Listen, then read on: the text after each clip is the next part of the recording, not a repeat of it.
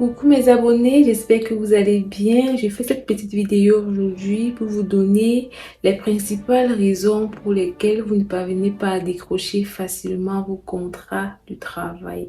J'espère que vous êtes déjà abonné. Si ce n'est pas le cas, je vous invite à vous abonner et à activer la cloche de notification. Surtout, restez concentrés jusqu'à la fin de la vidéo. N'hésitez pas à me mettre un pouce bleu pour m'encourager et pour faire en sorte que la vidéo soit vue par plein d'autres personnes.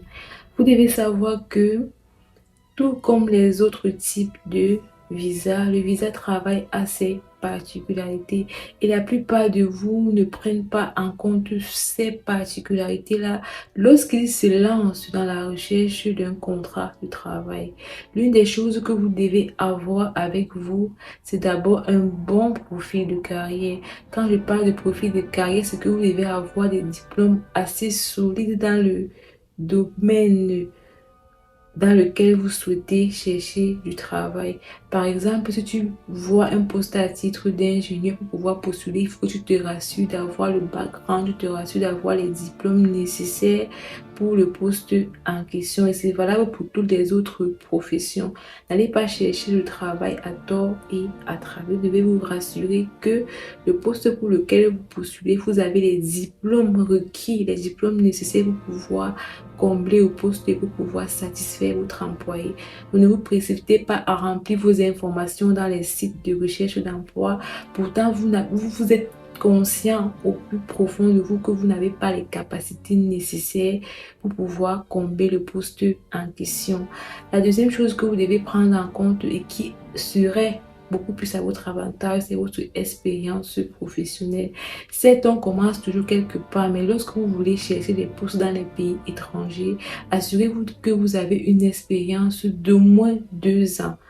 Un an encore, ça peut passer, mais pour être sûr que vous aurez le poste, il faut chercher l'expérience du travail et surtout garder auprès de vous toutes vos attestations de travail parce qu'il ne suffit pas d'avoir l'expérience du travail, mais il faut être apte à prouver à l'employeur que tu as eu à travailler à tel ou à tel endroit, dans telle ou telle société. Cela se prouve à travers un contrat de travail, des relevés de paie ou bien une attestation de travail.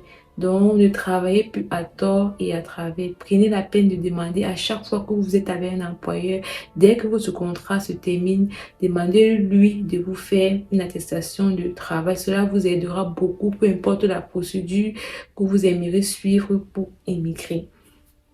L'une des choses aussi qui n'est pas des moindres, c'est comment est-ce que vous rédigez vos curriculum vitae. C'est très important.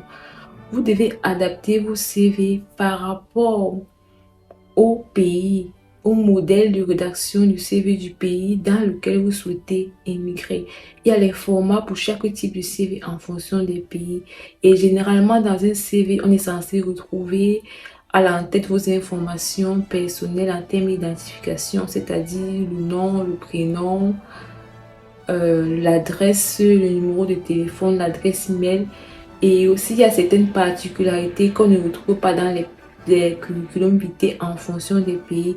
Par exemple, il y a les pays où on interdit de mettre, par exemple, le sexe dans le curriculum vitae. Il y a les pays où on interdit de mettre peut-être le permis de conduire et bien d'autres spécificités. Donc, vous devez tenir compte de ça lorsque vous rédigez vos curriculum vitae.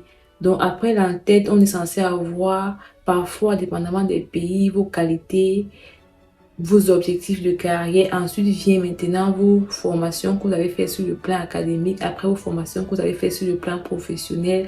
Ensuite viendront peut-être les loisirs, les divers et les références, ainsi de suite. Donc veuillez prendre la peine de vous rassurer que le modèle de CV que vous soumettez dans les sites de recherche d'emploi corresponde vraiment au modèle requis pour le pays où vous êtes en train de rechercher l'emploi. Aussi, l'une des choses que vous devez prendre en compte, c'est votre lettre de motivation.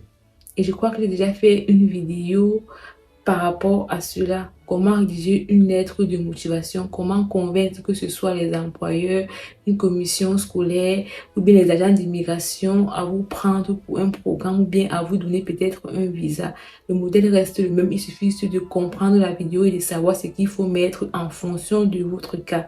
Donc, vous devez rédiger une lettre de motivation qui met en valeur votre expérience académique, quels sont les diplômes que vous avez déjà eu à faire, quelles sont les formations que vous avez eu à faire qui vous donnent accès à ce poste par rapport aux autres candidats. Quelle est votre expérience professionnelle qui fera en sorte qu'on vous choisisse par rapport à d'autres candidats.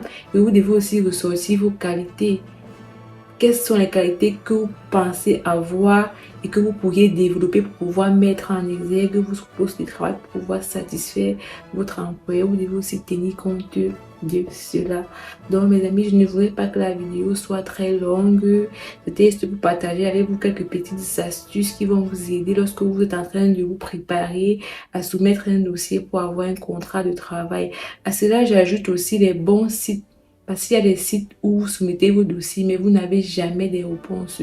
Il faut savoir quels sont les sites où, si je dépose mon CV, par exemple, j'aurai rapidement une réponse. Ça aussi, il faut le savoir. Donc, si vous aimez avoir des commentaires par rapport à cela, vous aimeriez avoir des réponses, n'hésitez pas à me les poser dans la section des commentaires ci-dessus.